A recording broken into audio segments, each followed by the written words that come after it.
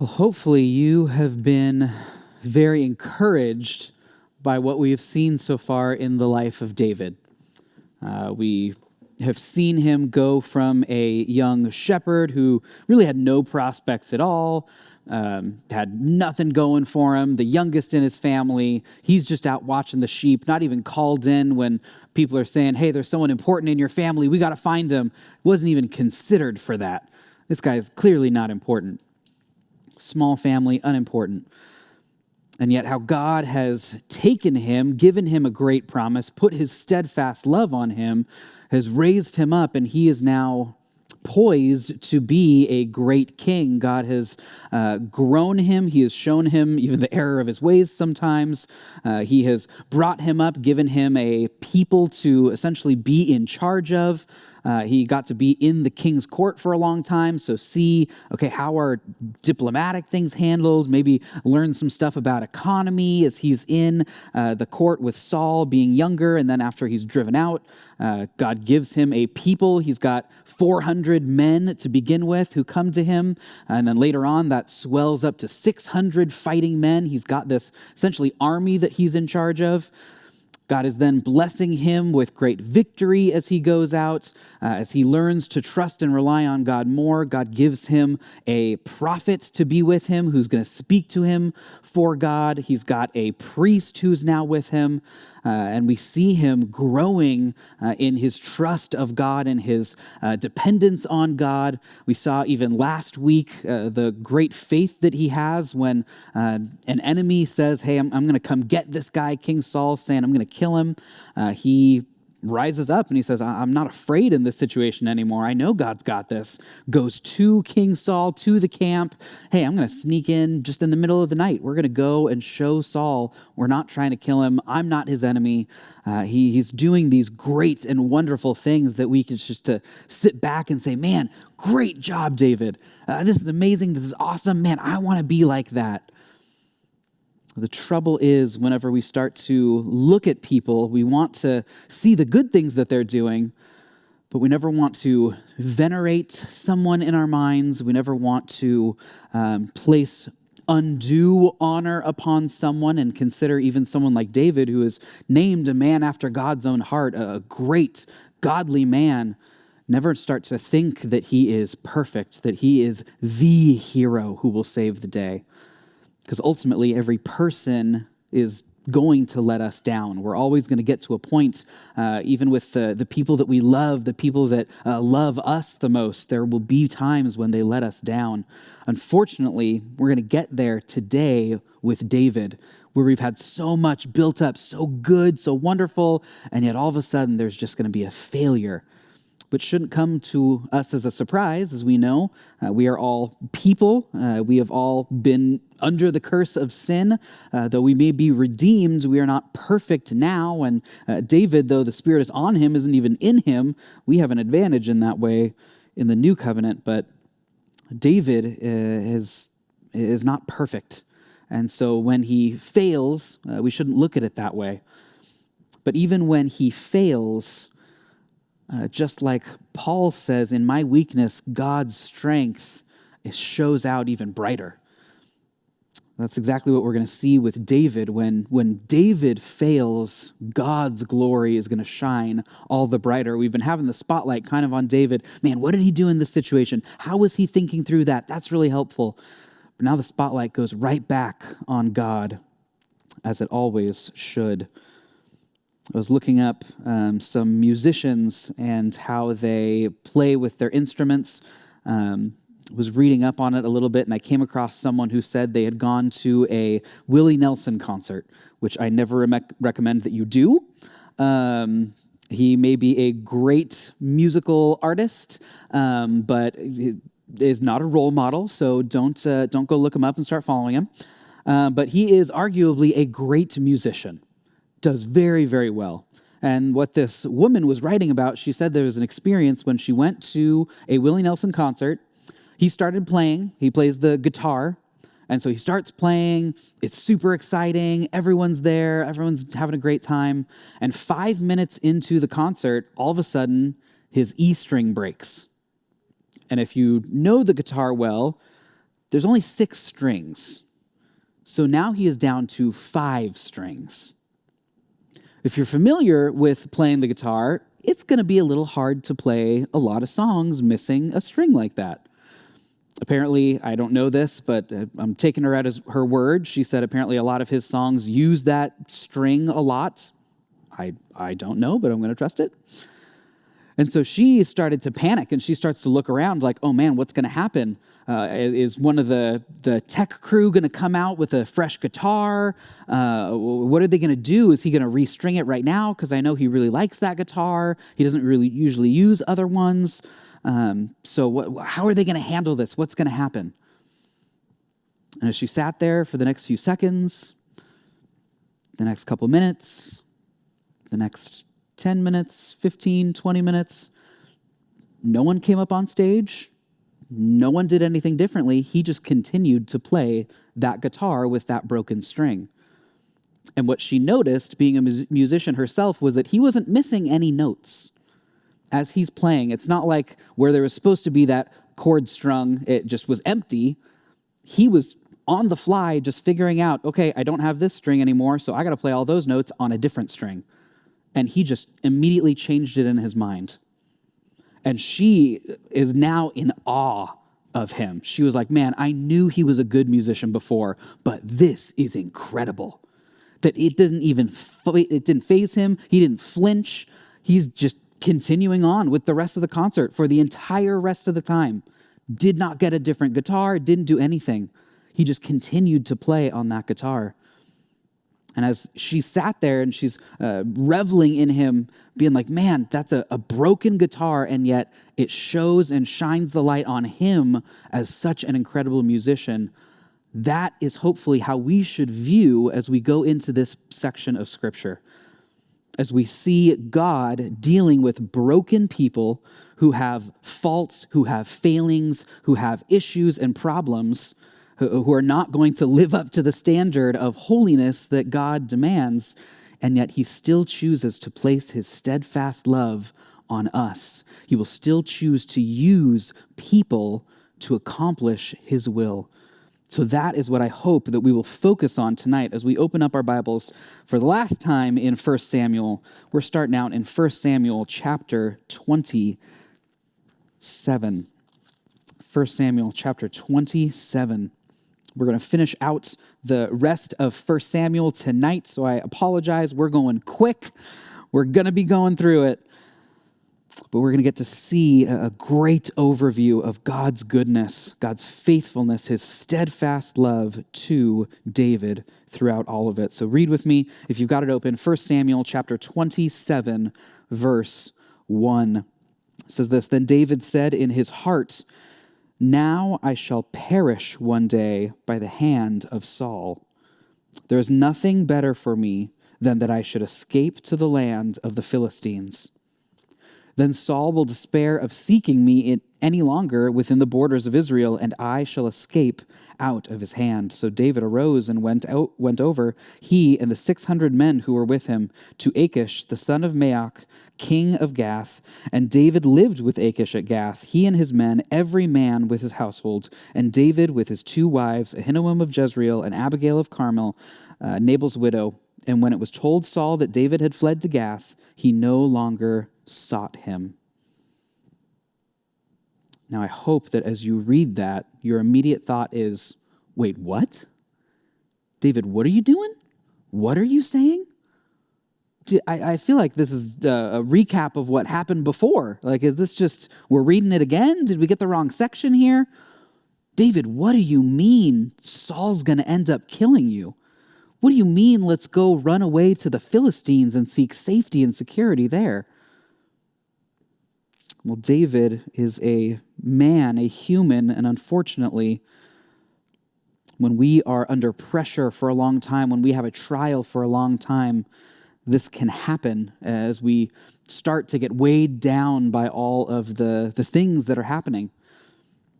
Now, if you were with us as we went through the book of Ruth, and we looked at Naomi, We had to look at Naomi with a critical eye, which sometimes doesn't feel good. Sometimes it feels very judgmental. And I hope that we know that's not how we're going to approach this. We're not coming in to slam David. Man, isn't he the worst? How could he do this? Maybe he doesn't even believe in the one true God. What's going on here? No, that's not the case.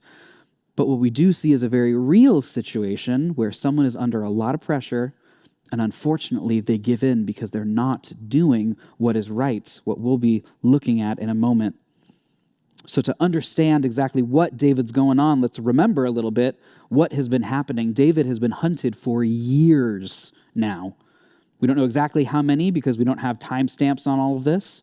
We know he's going to be in in Philistia for a year and 4 months.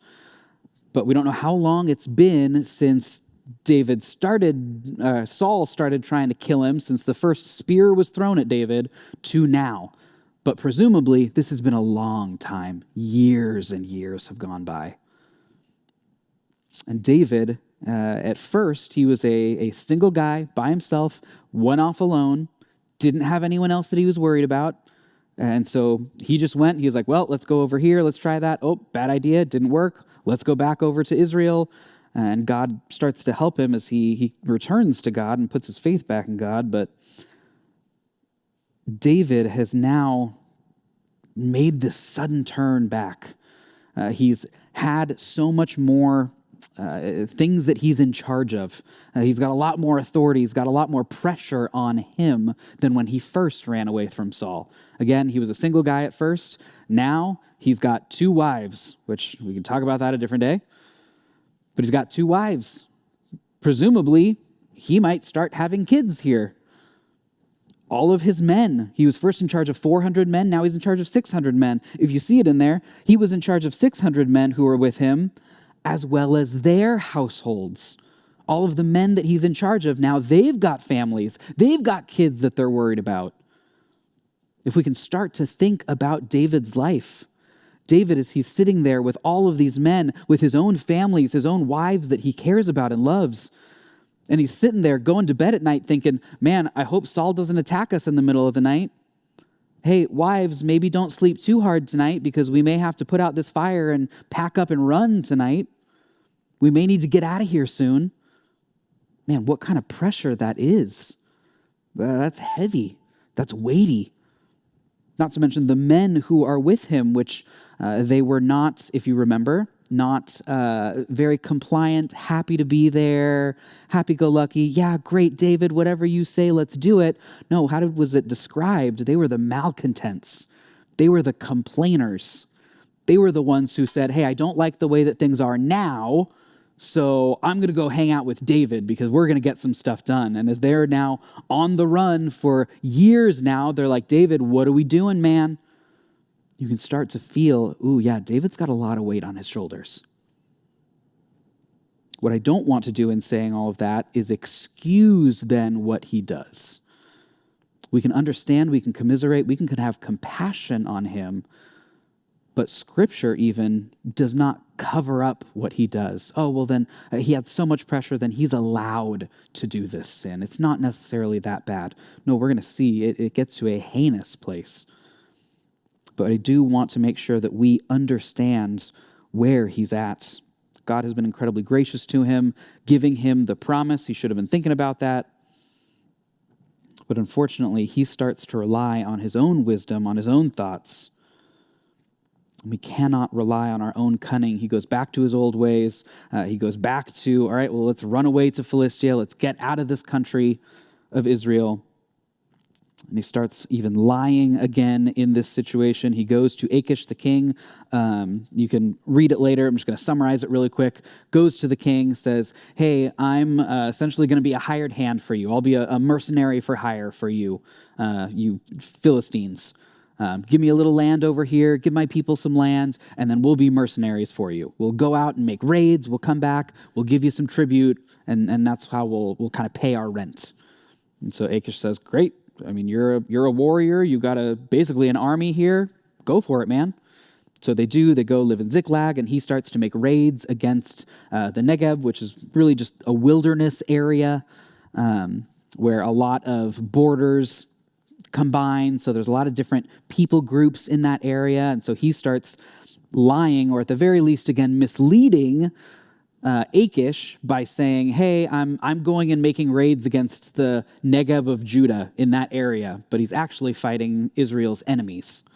So in his mind, I'm still doing a good thing. I'm helping Israel. I'm fighting Israel's enemies, but he's doing it by deceit. He's doing it while living not in the promised land. This is not a good place. Furthermore, what he's doing is he is slaughtering everyone that he comes in contact with. It says he would kill the men, the women, didn't matter. No one could be left alive to go tell the king of Gath, hey, by the way, this David guy, he's not fighting your enemies, he's fighting your allies. He's not weakening your enemies, he's strengthening them. David is going and doing something that is detestable even to the Philistines. The Philistines had rules against this. You don't go and just slaughter everyone. And yet that is what David is doing. That's the depths that he is stooping to here in this moment, which is so incredibly sad. He has gone back to his old ways. He has regressed, which is never good. So what we need to make sure that we do to not fall to this, so we need to, let's write it down this way. Point number 1, remain rooted on God's promises through trials. Remain rooted on God's promises through trials. I love at the end of Matthew chapter 7, some of my favorite passages right there after Jesus has gotten done with the Sermon on the Mount. He starts to explain, hey, I'm telling you how you need to live, how you need to think about your living. And then he says this at the very end. Everyone then who hears these words of mine and does them will be like a wise man who built his house on the rock. Man, I wish that's what David would have done here. I wish he would have rooted himself, planted himself firmly in what God had said, but he didn't. Jesus had said, hey, if you're going to be my people, you need to do things like not worry. Don't have anxiety about tomorrow. You need to come and ask me for things. I'm going to give you things freely. You need to seek my kingdom above anything that you're worried about. You need to live this way in righteousness and pursue righteousness by thinking correctly, not having lustful thoughts. You need to not have anger building up in your hearts against one another. These are the ways that you need to live. And if you do that, you're like a man who builds his house on a rock. And when the wind and the waves come and everything is trying to knock you down, if you are doing those things, you're built on the rock, you're going to be fine and safe, and there's not going to be any issues. That is why we need to remain rooted on God's promises through trials. David had started to accept the lies of a situation. How does he say it? At the very beginning of this chapter, David starts to talk to himself. And he says this in verse 1. David said in his heart, "Now I shall perish one day by the hand of Saul." And if we think about everything that he has gone through, we think, David, how could you ever say that? How could you ever say that God would let that happen? That God would abandon you? That God wouldn't have the power to fulfill his promise to you? How could you ever say this? It's because he allowed himself to believe the lie that he's telling himself. He didn't stick to the truth. He didn't stick to the promises God had made. God had made him a promise back in chapter 16. Hey, guess what, David? You're going to be the next king. If you do things my way, if you do what I'm telling you, it's going to go well. But you are going to be the next king. How could David ever start to think, well, this guy's going to kill me? No, David, you're going to live. You're going to be the king. That's what God said to you. That's what Jonathan reminded you of, encouraged you constantly in. David, that's what Abigail, your wife, reminded you of when you were going to go sin and kill her husband. You have been constantly reminded of these things, and yet he starts to reject that and starts to believe and accept the lies that he's telling himself. He didn't remain on the rock. He didn't remain rooted in God's promises.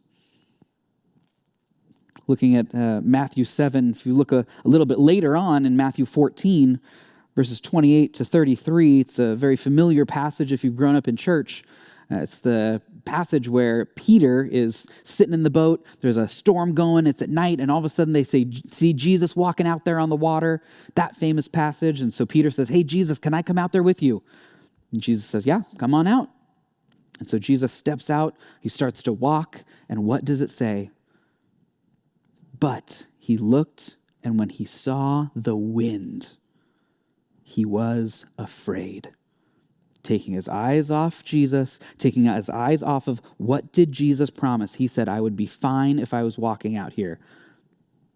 And he let it go. He started to be worried about the situation, consumed with that rather than focusing on what he should have focused on. He starts to sink. God graciously saves him. He cries out to Jesus. God helps him. David took his eyes off of God and succumbs to this terror. This is not how we should live. The way that David does this, though, is helpful, unfortunately, in the reverse of what he should have done. David is telling himself something that is untrue. So if we are going to remain rooted on God's promises, then we need to tell ourselves truth. Constantly be reminding yourself of the truth. Had David been sitting there saying, "You know what? God has saved me 1,000,000 times before. He's going to save me again. God said I need to remain in Israel. This is the country of promise. This is the place where blessings are going to come for me. This is the place where I want to be, where I can worship God. I got to stay here."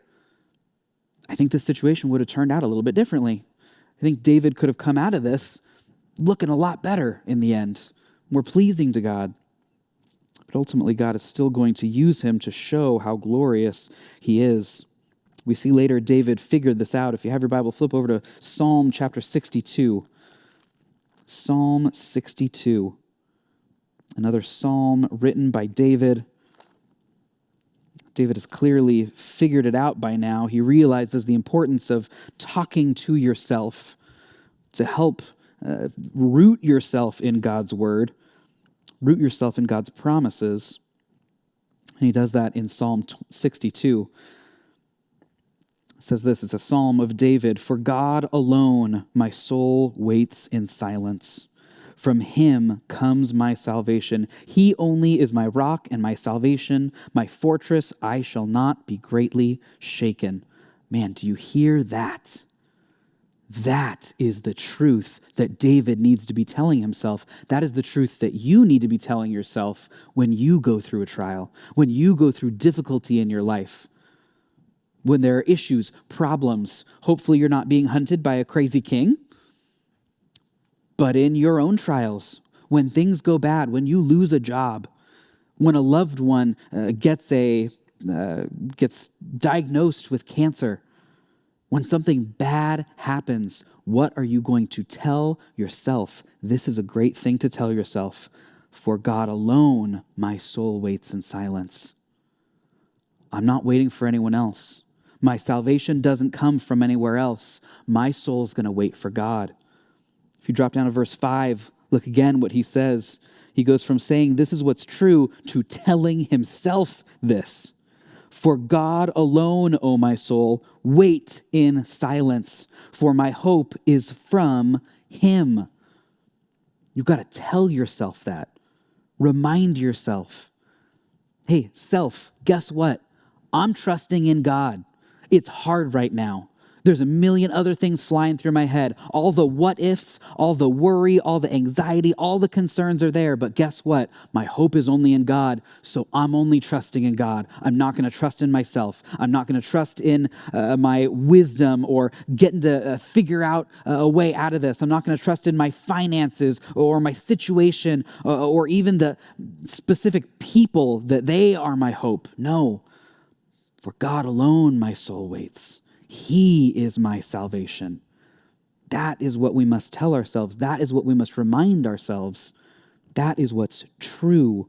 You have to remind yourself with truth, the promises of God. Love, he continues in verse 6, he only is my rock and my salvation, my fortress. I shall not be shaken. On God rests my salvation and my glory, my mighty rock, my refuge is God. Trust in him at all times, O people. Pour out your heart before him. God is a refuge for us. You also need to do that for others.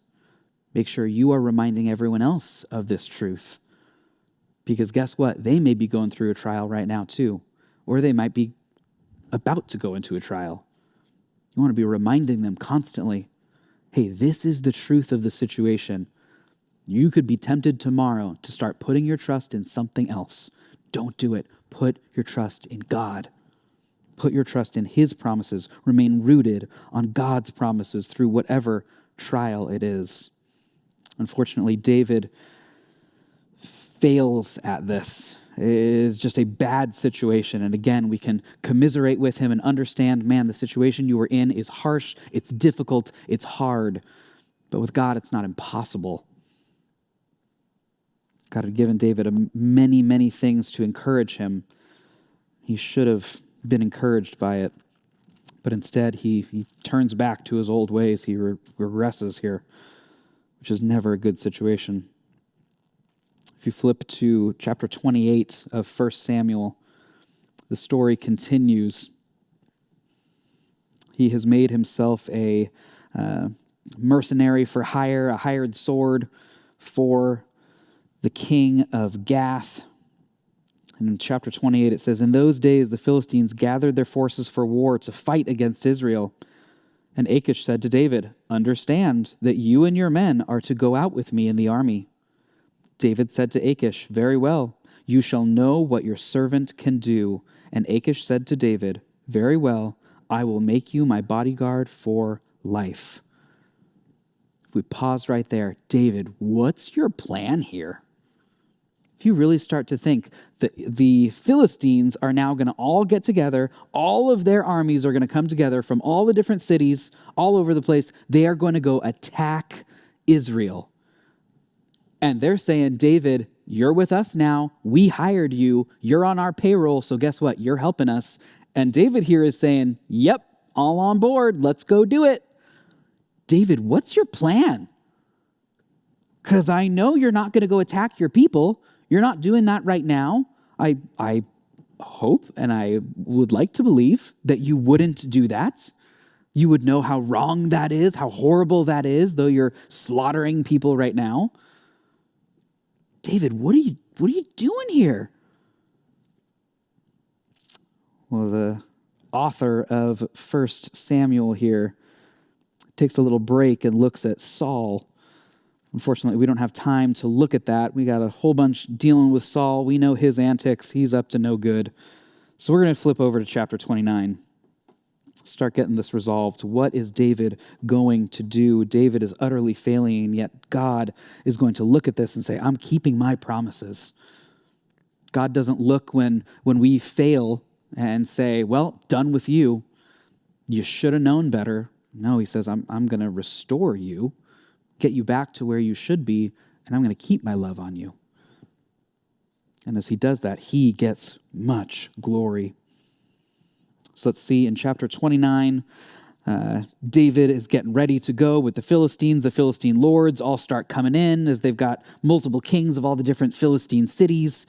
And so they start coming in as they're surveying the army. They're like, all right, maybe... I almost called him Joe. I don't know why Joe would be the leader of one of the armies, but Joe, you Philistine commander, you guys are going to go in first. You are going to flank from this side over here. The people from Ekron, you're coming in on this side. They're going through, they're getting their battle plans, seeing where all the army is, and all of a sudden they come across David and his men, and they're like, hold up, wait a minute. Guys, what's up with this? This is a problem. This is not okay. We got some Israelites over here. Do you know who we're going to go fight? What are we doing here? We can't have them here. This is a bad idea. They start quoting even the song in verse 5. You'll see it there in the empty space. They're like, hey, guys, this is David. They got songs about him. Saul struck down his thousands, David is 10,000s. This guy's a local legend, a hero to them. You think he's going to fight for us? Isn't this the perfect opportunity for him to just turn on us and then get, back into good graces with his people to defeat our entire army? We're not going to have him go out with us. The king of Gath is crazy here a little bit. Achish, what are you doing, man? So they tell him, Achish, you're not having this guy come with us. They're like spies behind enemy lines, and we know who they are, so why would we take them into battle? Let's not do it. So Achish calls David in verse 6, calls him over, and he says, hey, you know what? I know you would fight with us. I know you would go kill those Israelites, but the Philistines, they don't believe it. Verse 8, I feel like this would have been a perfect opportunity for David to be like, okay, great. You don't want me to fight? Awesome. I'm out.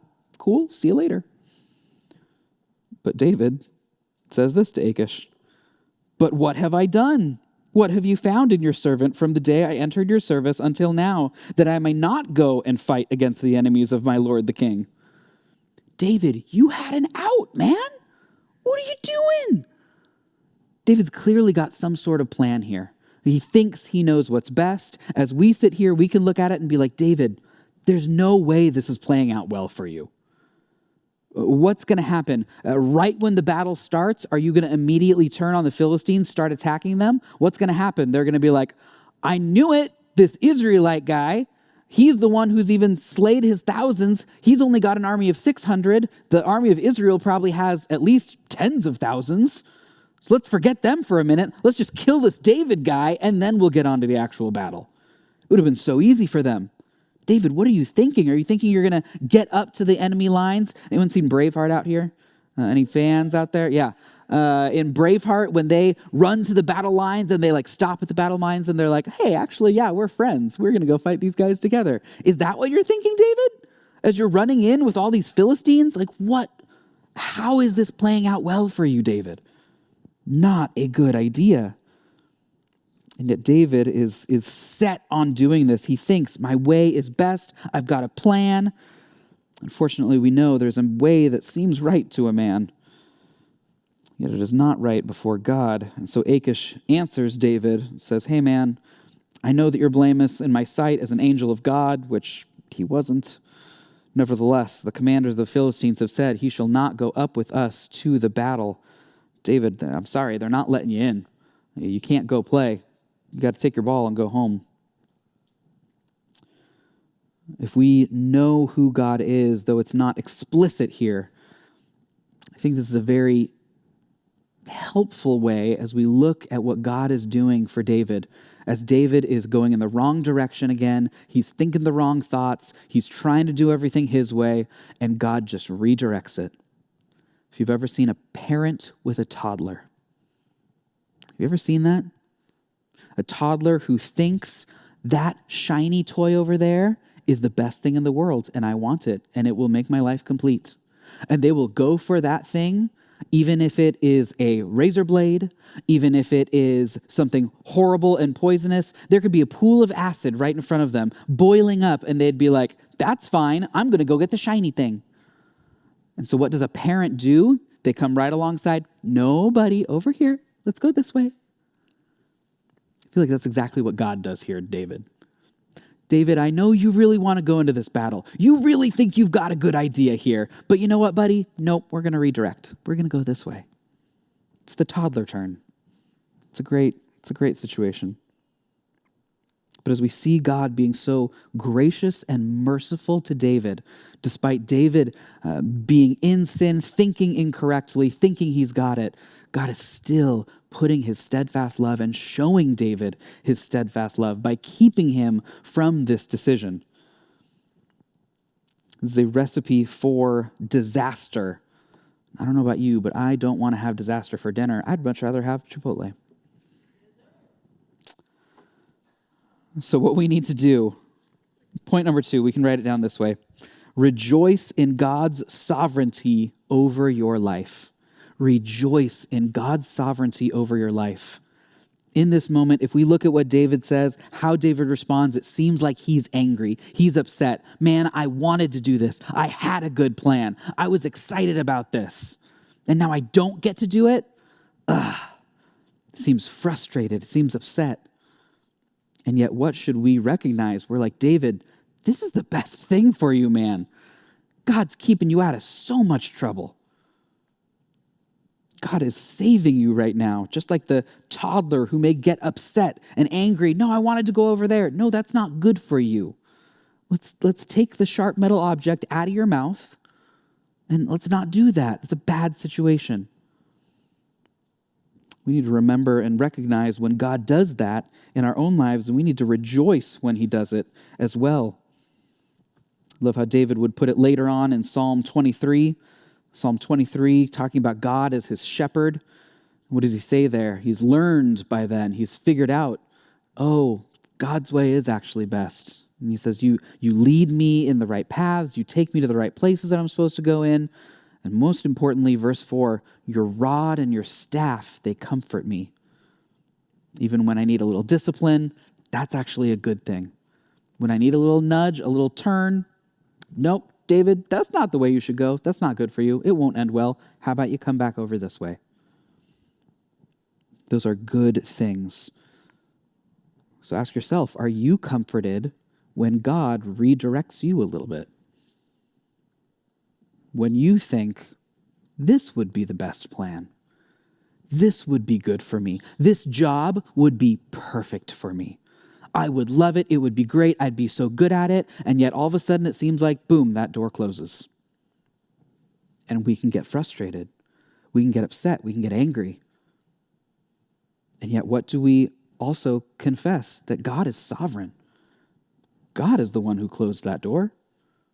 God is the one who's in charge. I should be comforted by that. I should be excited that he said, nope, I don't want you over here. That should be a good thing.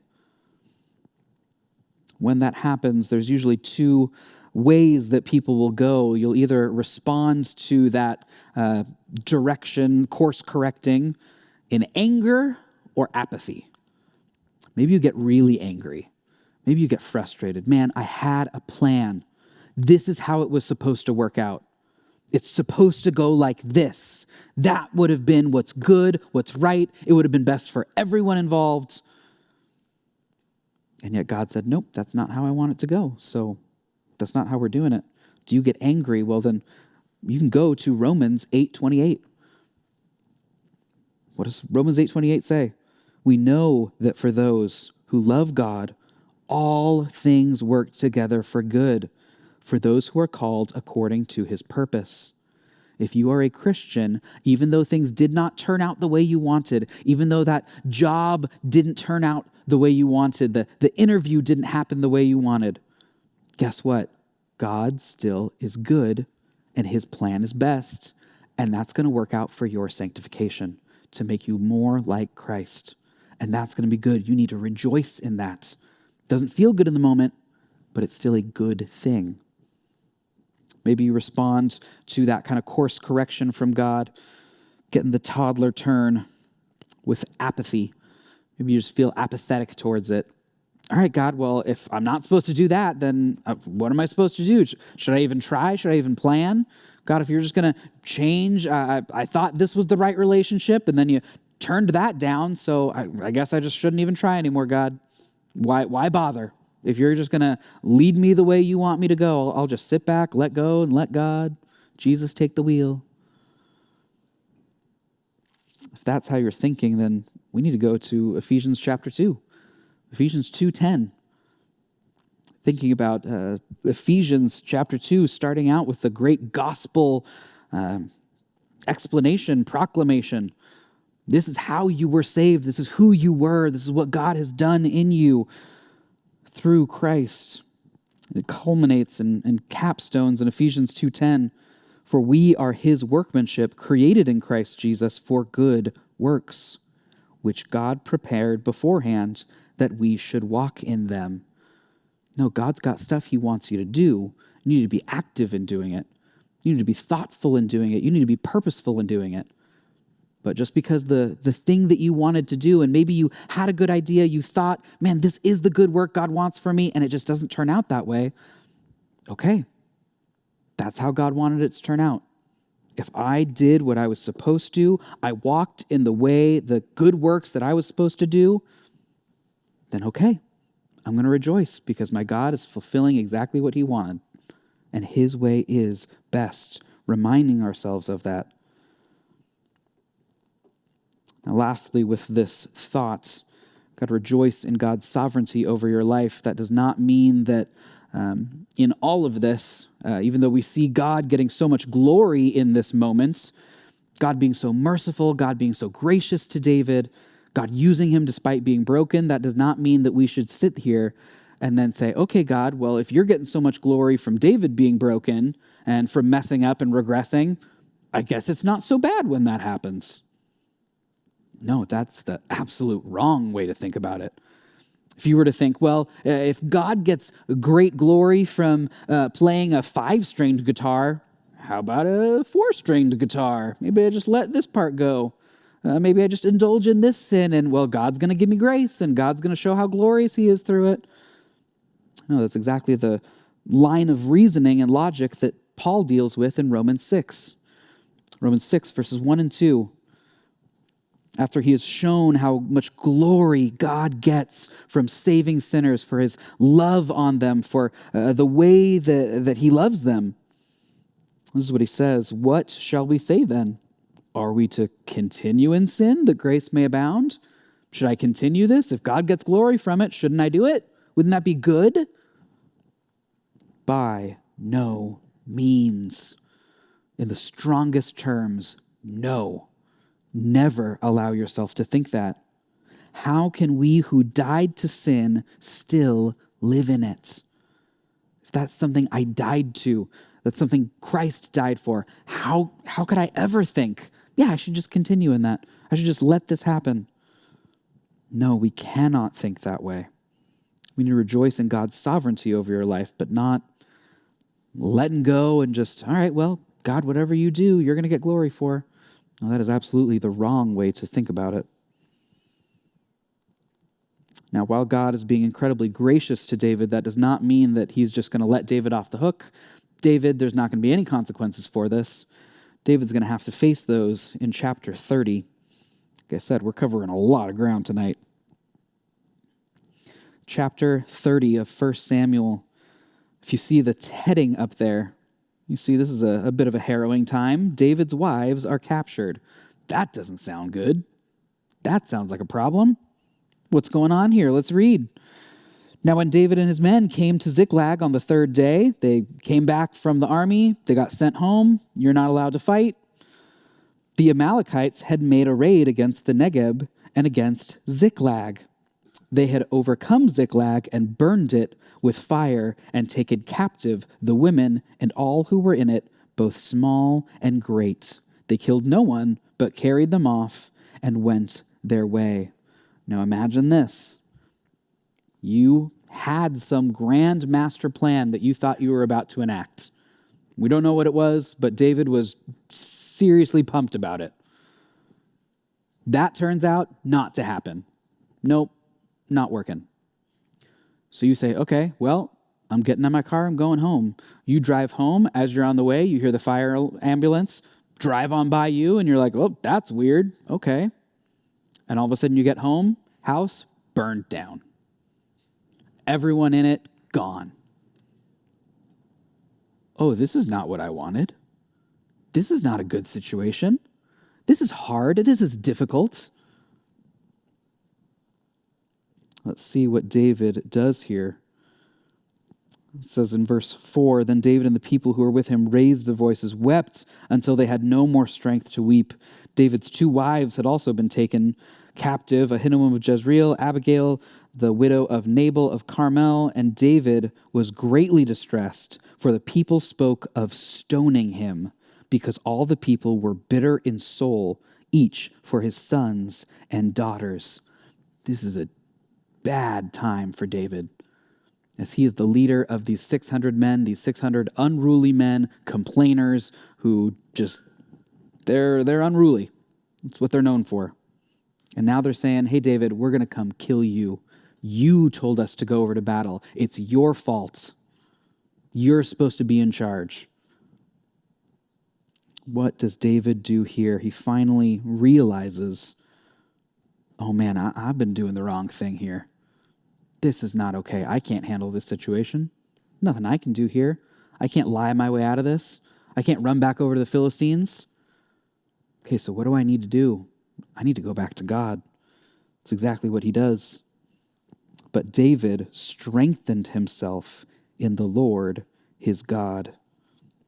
This is the moment that David realizes, man, I messed up. This was not right. This was not good. And he turns back to God. Turns to God in prayer. It says that he strengthened himself in the Lord. If you think through, okay, how would he have strengthened himself in the Lord? What would strengthen him by going to God be in prayer, presumably? Well, what's he going to be praying for? He's going to pray for, God, this is a difficult situation. These guys want to kill me. Please save me. You might start to be remembering all of those times. God, you saved me before. You saved me lots of times before. God, you made promises to me. So I shouldn't be worried right now. I shouldn't be scared. I should put my trust in you. It starts to get back in line. Starts to be rooted on God's promises. It's probably asking for and rejoicing in God's sovereignty. God, I know you're in control of this. And you said this is what's going to happen. You said I'm going to be the king, and I'm not going to die by the hand of Saul. So, okay, I guess that's not happening right now. So God, please make that come about, because there's nothing I can do in this situation. If I walk outside right now, those guys are going to try to kill me. It's got a lot of things going on. So David finally turns back to God.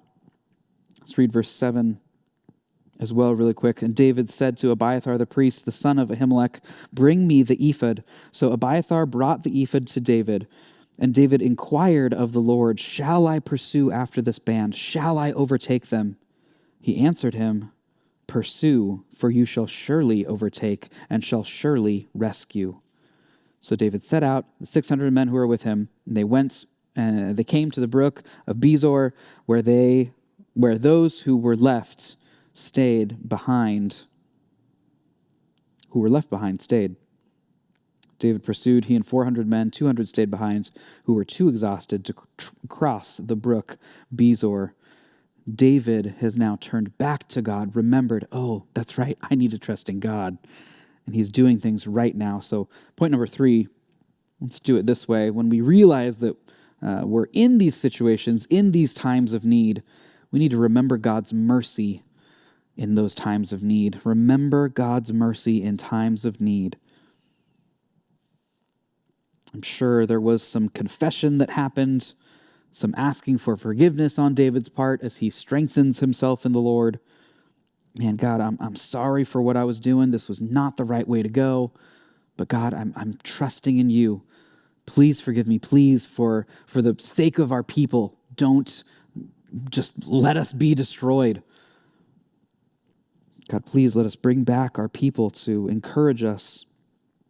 And God brings it about in a very God-like way that only God could have done. Again, we don't have time to read through all of it, but basically an Egyptian shows up that they just happen upon, and behold, it just so happens that they find this Egyptian who had been left behind by the marauders. They ask him, hey man, what's up? What are you doing out here? And he's like, oh, well, they left me because I was dying. But I'm not loyal to them anymore. If you're going to let me live, then guess what? I'll be your friend. I'll tell you where they're at. Tells them where they're at. And so they go and they take the city they take the band of marauders, the Amalekites, just as God had said they would. They rescue every single person. If you drop down to verse 17 of 1 Samuel 30, it says, David struck them down from twilight until the evening of the next day. Not a man of them escaped except 400 young men who mounted camels and fled. And remember, that's 400 men who ran away. David only has 400 himself. So this was a lot of people. David routs them well. David recovered all that the Amalekites had taken, and David rescued his 2 wives. Nothing was missing, whether small or great, sons or daughters, spoil or anything that had been taken. David brought back all. David also captured all the flocks and herds, and the people drove the livestock before him and said, "This is David's spoil." If you can sit there and think, how good is God? Looking at those words, nothing was lost. No one died. Though David had just been a few days before this, a couple weeks before this, going out and murdering entire families, no one was killed in this. Not even children. Everything came back. Nothing was missing that had gone. That is God's incredible mercy. We got to remember that. This is a good, merciful God who will bring back not only what was originally gone, but also they get all the spoil of war too. God is so good. So then David, very rightly, at the end, in verse 26, it says, as he came to Ziklag, he starts to share with others as he sees, man, God's been so merciful to me. I can't just keep all this. I can't just say this is all for me. Thanks, I win. I'm not going to share it with anyone. No, he starts to send it to other people, to the elders of the tribes of Judah. And it says, here is a present for you from the spoil of the enemies of the Lord. And he sent it all over to people in Judah. This is a great thing that he does as you who receive mercy. We've got to remember that we ought to share that mercy with others as well. We need to be good as we see God's good provision to us. Reminded of Romans 8:31 and 32. It says, what then shall we say to these things? If God is for us, who can be against us? He who did not spare his own son, but gave him up for us all, how will he not also with him graciously give us all things? Let us never be tempted to think God's mercy isn't going to be enough. Let us never be tempted to think that God couldn't be that gracious. No, he is more. He is so much more than we ever know. And when he places his steadfast love on someone, it is eternal, it is permanent, it is an everlasting love, it is incredible love. And when he does that with fallen people who are not perfect, who mess up, who have issues, that he gets the glory from it. So let's go out and make sure that we praise that glorious God. Don't fall to these same things, but when we do, recognize how good God is. Let's pray. God, we thank you so much for this study that we have had of the life of David. God, we thank you that you orchestrated it so perfectly, that God, our hope is not found in David. Our hope is not found in a single person other than Christ, who is God. God, we thank you for the lessons that we can learn from the life of David. God, I pray that we truly would remain rooted on you throughout any trials, any tribulations that we will go through, God. As young adults, it can often feel like there's not that many bad things that can happen. We can have a feeling of life is exciting out there, but God, I know that life will be hard. You have promised your people that we will have trials and tribulations in this life. So God, I pray that you would prepare them well, that you would prepare all of us well for each and every one of those trials, just as you did with David by constantly reminding him of his promises. God, that we would do that for each other, that we would be supports for one another, that God, we would go through trials well. We would rejoice when we see your sovereign hand in our lives, not fight against it, buck against it, be angry, not be apathetic and just throw up our hands and say, whatever, I'm not going to try anymore. But God, we would want to serve you, the good and gracious God, and then we would see your mercy in times when we need it, and that we would come to you and run to you, and that you would get great glory and pleasure from your people trusting in you, being reliant on you. and that, God, one day we will get to be with you. And I pray that we would hear, well done, good and faithful servant. That is what we ask. So, God, we thank you and pray this in your name. Amen.